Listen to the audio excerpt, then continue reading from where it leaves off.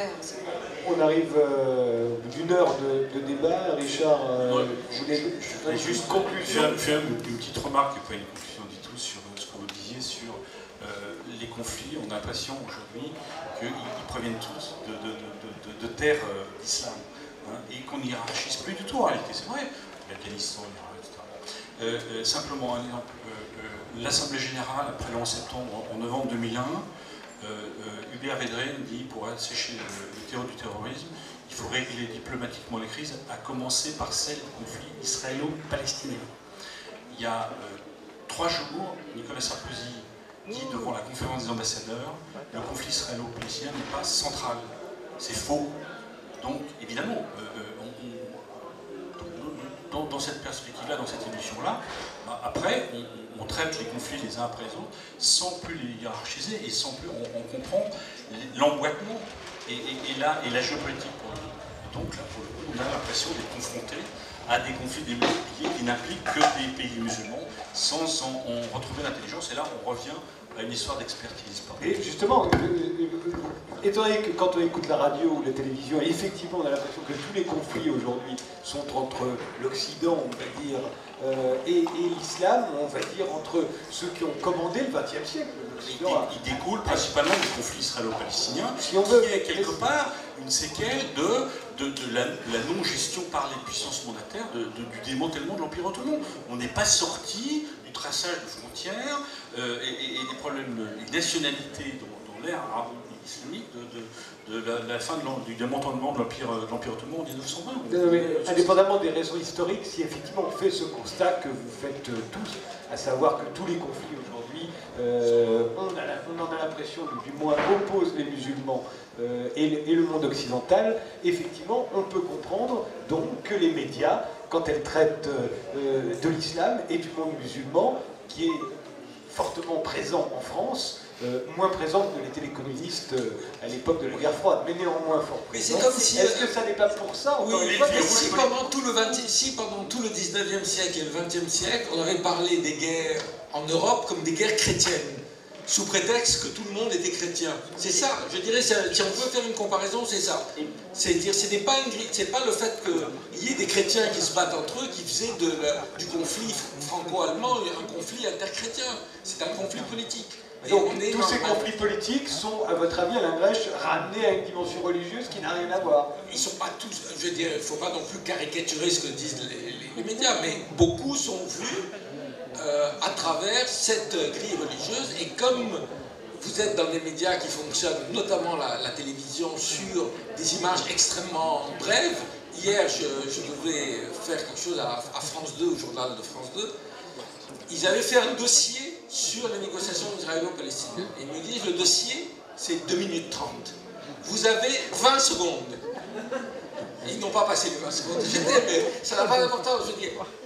Avec la meilleure volonté du monde, même s'ils n'ont aucun préjugé, en 2 minutes 30, les gens vont entendre ce qu'ils veulent entendre, c'est-à-dire les choses les plus simplistes. Et ils vont comprendre que le Hamas islamiste a fait un attentat, que c'est encore l'islam, etc. Donc c'est ça aussi qui est... Il y a un fonctionnement, je veux dire, c'est des problèmes très compliqués, il faut du temps pour les expliquer. Et alors, quand ça rentre pas dans la grille médiatique aussi, du coup, on dit c'est trop compliqué, on ne peut pas en parler.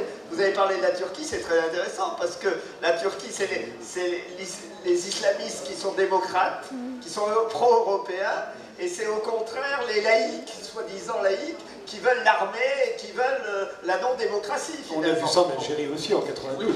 Si je me souviens bien, les Français étaient d'accord pour dissoudre le peuple. Exactement, pour effectivement arrêter les élections après le premier tour, bon, ce qui est quand même absolument scandaleux. Bon, et donc quand c'est trop compliqué, alors là justement, ça ne peut pas être traité en 2 minutes 30 ou en 20 secondes, et donc on ne va pas en parler parce que c'est trop compliqué. Bon, et c'est ça le problème. Mais je crois que on est tous un peu dans ce système médiatique, hein, c'est pour ça qu'il ne faudrait pas opposer les mauvais journalistes aux bons téléspectateurs. C'est-à-dire que même quand les journalistes, justement, essayent de nous dire « attention, c'est plus compliqué », et il y a quand même pas mal de journalistes qui essayent de le faire, la tendance, ça sera quand même de retenir le spectaculaire et de ne pas retenir la tentative qui aura été faite de nous dire « c'est plus compliqué, analysons un peu les choses ». Nabila, conclusion? Oui, j'allais dire, et je pense que les musulmans dans les pays occidentaux sont très sensibles à la couverture de ce qui se passe dans le monde arabo-musulman. Et il y a un sentiment d'injustice et d'humiliation dans la façon dont les Irakiens, les Afghans sont traités et dans la façon dont l'actualité est couverte médiatiquement. Et de la même manière, j'allais dire, en France, il y a une tendance à islamiser les problèmes économiques et sociaux. On attribue tout à l'islam, sans traiter les questions de fond qui ont tout à voir avec la discrimination. On a vu la création de la HALD, la Haute Autorité de lutte contre les discriminations, qui a été créée en 2005, à la suite des émeutes dans les banlieues, quelques mois avant cette période-là. Son équivalent britannique a été créé en 1976. Il ne faut pas oublier que le problème de fond, c'est les discriminations flagrantes à l'emploi, à l'éducation, au logement, qui touchent en particulier les musulmans. Et ce qui est paradoxal, c'est que plus on les stigmatise, plus les gens vont se considérer, même des gens qui n'avaient pas de rapport avec l'islam vont dire oui, on sommes musulmans. Plus on va interdire le foulard, plus on aura de jeunes femmes qui diront oui, nous mettrons le foulard. Et je crois que c'est un paradoxe, c'est-à-dire d'un côté on dit nous voulons intégrer tout le monde, et de l'autre nous faisons tout pour les repousser loin de la société. Ça donne une conclusion? On ne sait rien de l'islam dans les médias. C'est pas mon faute. Moi j'ai étudié l'histoire européenne et l'allemand. Et maintenant je parle allemand, je ne peux pas expliquer l'islam, mais on me le demande parce que l'islam est devenu une chose importante. Donc il ne faut pas critiquer les médias, on ne peut rien faire. Véronique?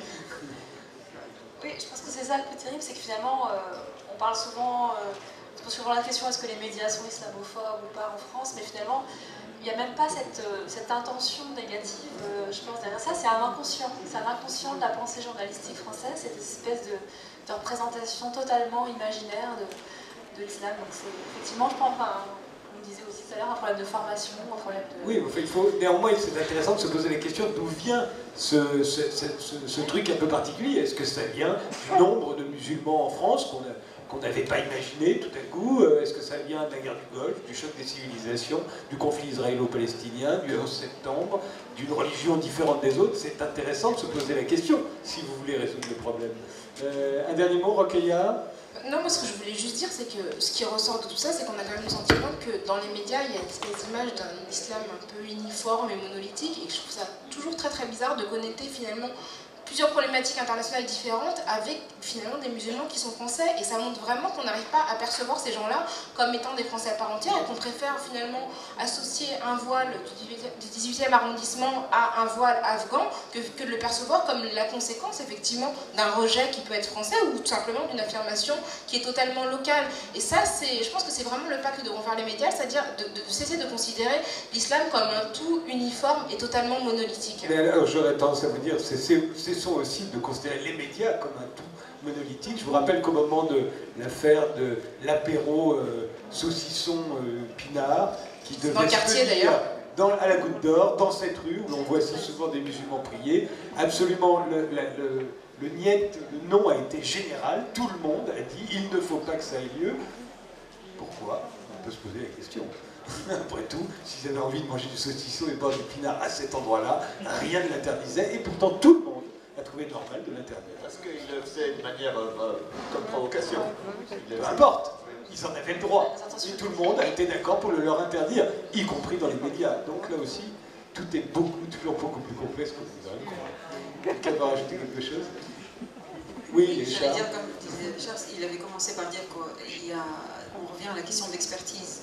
Il faut qu'on ait plus de spécialistes dans les médias, ça c'est certain, musulmans ou non d'ailleurs, mais des gens qui savent de quoi ils parlent et qui soient plus nuancés dans leur approche, notamment quand il s'agit de thèmes religieux. Moins effrayés aussi par les questions. Richard? Je ne vais pas taper encore sur la presse, vous avez raison, la presse c'est pas un grand mamamouchi militaire, mais aujourd'hui quand même, on peut se demander qui produit de l'information aujourd'hui. Souvent, les grands médias généralistes, quotidiens ou hebdomadaires, télévisés, électroniques, font de la com en réalité, mais ne produisent pas l'information et l'expertise dont on a parlé. Qui fait de l'information aujourd'hui dans nos sociétés? Les services d'enseignement, les boîtes d'intelligence économique et les lettres financières. Plus en plus. Quelques bons journaux qui sont des revues comme Le Monde Diplomatique, comme Africasie ou autre chose, mais presse. Il y a quand même, moi je me souviens avoir fait un stage au Monde quand j'étais étudiant, le Monde avait 200 correspondants dans le monde, aujourd'hui il y en a moins d'une quinzaine. Il y a quand même une évolution globale de la presse écrite quotidienne qui n'est pas satisfaisante sur l'expertise. Là, il faudra qu'on fasse un autre débat sur les différences fondamentales entre la presse française et la presse britannique, parce que je peux vous dire que la presse britannique a fait pas du tout dans la com. Et je ne sais pas comment ça se passe dans la presse britannique, mais ce qu'on voit aussi en France, c'est que, encore une fois, le traitement il est pléthorique sur l'islam, mais c'est toujours deux ou trois mêmes experts qui sont toujours invités sur les plateaux télé. Donc forcément, ça contribue à la diffusion d'une pensée unique sur ces sujets. Donc ça, c'est un phénomène qui est très clair. Je ne sais pas si c'est une question de paresse intellectuelle, mais à chaque fois, on fait appel aux mêmes experts. Il y en a certains qui sont aussi... Là encore, ne généralisons pas, j'ai une émission. Non, mais il y a des études qui ont été faites sur le sujet qui sont très... Justement, le livre dont je parlais au début de l'émission, l'islam imaginaire, 25 ans de construction islamo-féminine de l'islam en France, qui justement ressent... Alors c'est un travail vraiment d'archiviste, de petite souris, de Thomas Deltombe, qui allait voir dans les archives de l'INA, qui a montré justement tout ce qui a été fait, tous les plateaux télé, toutes les émissions. C'est 3 noms qui reviennent en boucle. Voilà, qui tournent comme ça. Ce sera le mot de la fin. Personne ne voulait rien ajouter. Tout va bien. Je vous remercie d'avoir participé à ce débat. Demain, un autre débat, que je n'animerai pas celui-là, consacré à l'histoire de l'art. Est-elle uniquement occidentale? Ce sera demain, à la même heure, peut-être un peu plus tôt cette fois. Bonne soirée à tous.